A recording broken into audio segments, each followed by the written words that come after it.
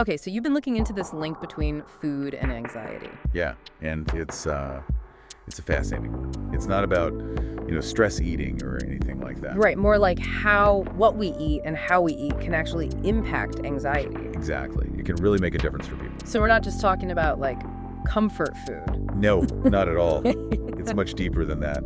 So to get started, you sent over some stuff from the Mindful Balance podcast. Uh-huh. They talk about anxiety and nutrition and even like the gut microbiome, Right. which honestly I thought was going to be kind of a boring topic, Yeah. but it was surprisingly interesting. Yeah, it's pretty fascinating stuff once you start to understand it. Yeah, so before we really get into it, I think it's worth acknowledging that, everyone experiences anxiety sometimes. It's a totally normal human emotion. Absolutely. It's part of our natural stress response. Oh, that fight or flight thing. Right.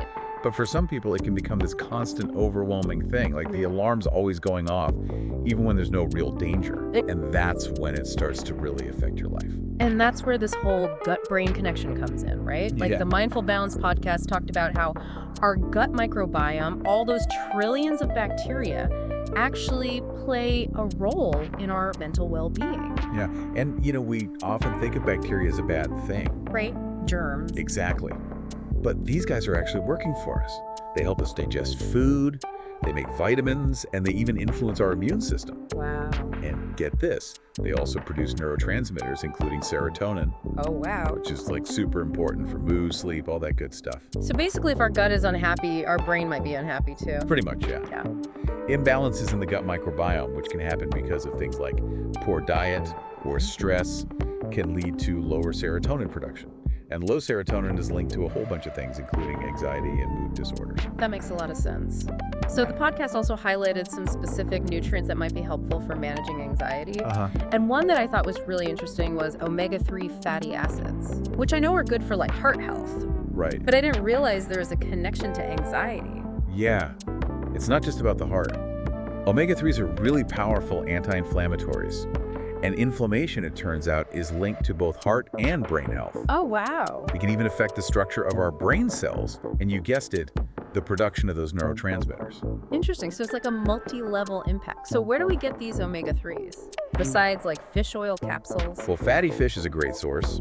Things like salmon, mackerel, sardines. Right. But if you're more plant-based, you can get them from flax seeds, chia seeds, walnuts. Okay, good to know. And the podcast also mentioned magnesium, which I always thought of as like something for leg cramps. Uh-huh, right.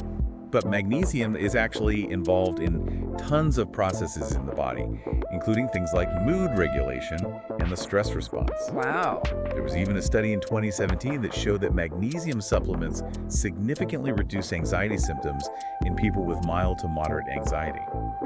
That's pretty amazing. So where do we find magnesium? Leafy greens are a good source. Spinach, kale, things like almonds, whole grains, and even dark chocolate has a little bit. Okay. But like with everything, moderation is key. Right, of course.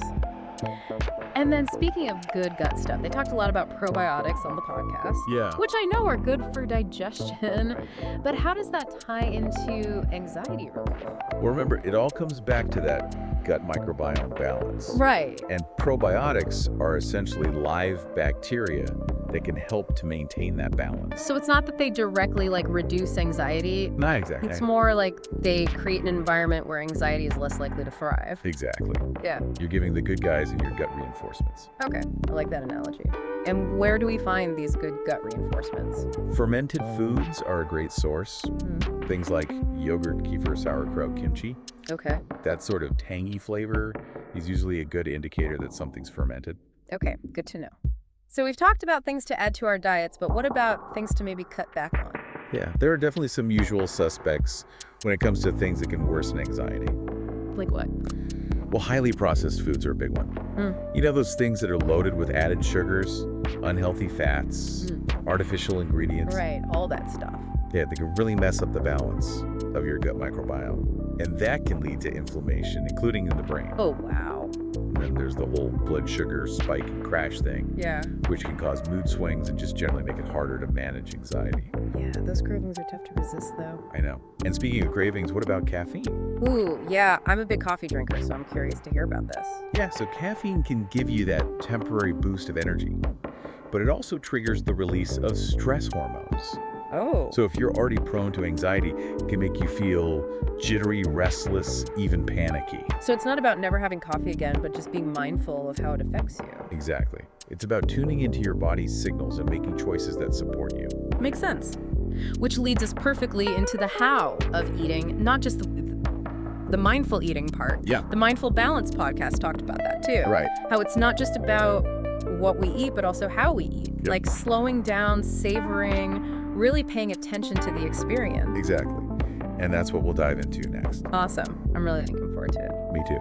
All right, so we're back and ready to get into like the practical side of mindful eating. Yeah, let's make this stuff actionable. Exactly, because it's one thing to understand the science, Right. but it's another thing to actually do it. Absolutely. So where do we even begin? Okay, so remember we talked about how mindful eating is all about bringing awareness to the experience of eating. Right?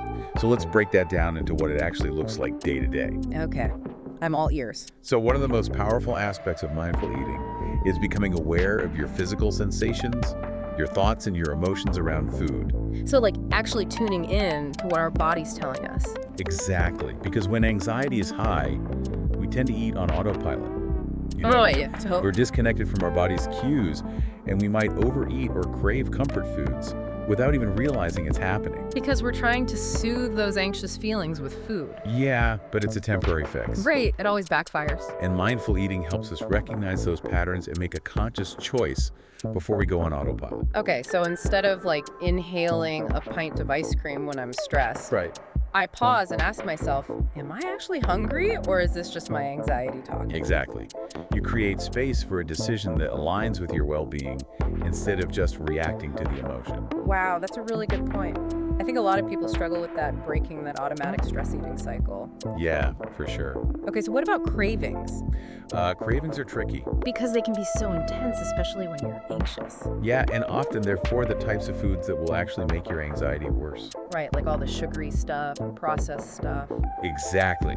The things that give you that quick hit, but then leave you feeling worse later. Exactly.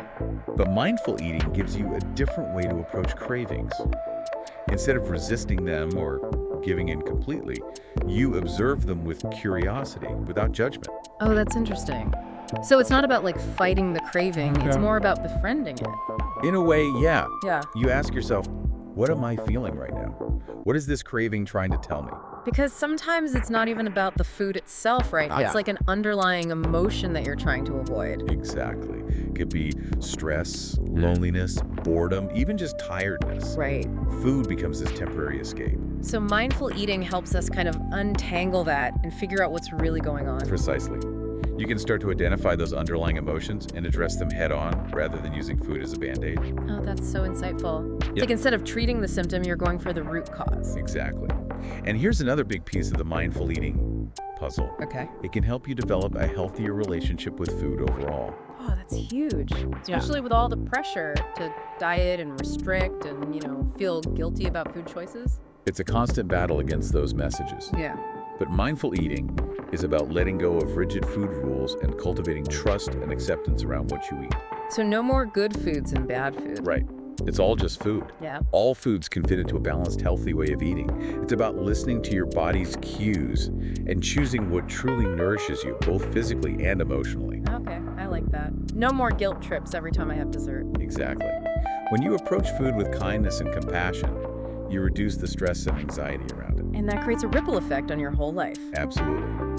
When you're at peace with food, you have more mental and emotional space for the things that really matter. Like managing your anxiety and living a life you love. Precisely. So it's clear that mindful eating is way more than just a trendy diet. Yeah. It's a powerful tool for changing your relationship with food, which then has its amazing knock-on effect on anxiety. Right, it's about bringing awareness, acceptance, and intention to every meal. I'm really starting to see the big picture now. That's great. And the best part is, you don't need any special equipment or expensive programs. Right. It's all about shifting your mindset and habits. That's really encouraging. But okay, it all sounds great in theory, Yeah. but how do we actually put this into practice? Like, what are some tangible steps to make this a part of our daily routine? That's the million-dollar question. Yeah. And that's exactly what we'll be diving into in the final part of our deep dive. We'll walk you through some really practical techniques for cultivating mindfulness during mealtime. Okay, I can't wait. Me neither. All right, so let's talk about how to actually do this mindful eating thing.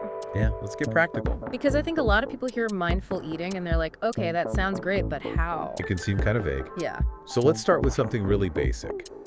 Setting the scene for a mindful meal. okay. What does that look like?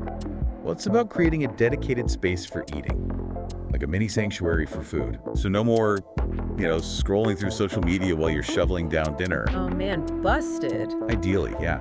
Turn off the TV, put away your phone, close your laptop. Just allow yourself to focus on the experience of eating without all the mental clutter. I can see how that would make a big difference. It's like shifting from multitasking mode to really being present. Exactly. Treat it like a ritual, a time to nourish and replenish yourself. That's a nice way to think about it. What else can we do? Engage all your senses. Mindful eating is about savoring the full sensory experience of your food. So we're talking about really paying attention to the colors, the aromas, the textures, the flavors, all of it. Exactly. Before you even take a bite, just pause and observe your food. Notice the colors, take in the aromas. Appreciate the textures and shapes. It's like turning an ordinary meal into this whole multi-sensory thing. Exactly. And then as you take each bite, pay attention to the flavors, how they change in your mouth. Notice the textures, the temperature, how it feels. This is starting to sound really enjoyable. I'm usually someone who just inhales my food. Yeah, a lot of us are. But this is making me want to slow down and actually taste everything. And that's the point. It brings you into the present moment, which can be really calming, especially when you're feeling anxious. That makes sense. Okay, so we've set the scene. We're engaging our senses. What's next? Pay attention to your body's cues. Tune in to those hunger and fullness signals. So eating when you're actually hungry Yeah, and stopping when you're satisfied, not Yeah. totally stuffed. exactly. It sounds so simple, but a lot of us have lost touch with those natural rhythms. Oh, I'm totally guilty of that. Like eating just because it's lunchtime or because I'm bored, Yeah, not because I'm actually hungry. mindful eating can help you reconnect with those internal cues and honor your body's needs. Okay, and I think the last thing we talked about was gratitude. Oh yeah, that's a big one. Like gratitude for our food. Exactly. Take a moment before you eat to express gratitude for the food that you have, for the people who grew it, prepared it, brought it to your table. That's a really nice idea. It's like acknowledging all the work that went into your meal. Yeah, and it's a powerful way to shift your perspective from scarcity to abundance, which can have a big impact on your mental state. Wow, this has been such an eye-opening conversation. We've gone from the science of the gut-brain connection to these really practical tips for mindful eating. I'm glad you found it helpful. It's been amazing. So for our listeners out there, you have the power to create a calmer, more balanced mind through mindful eating. By incorporating these techniques into your life, you can transform your relationship with food and experience all the amazing benefits of a truly nourished mind and body. It's not about being perfect, it's about progress, one mindful bite at a time. Until next time, be well.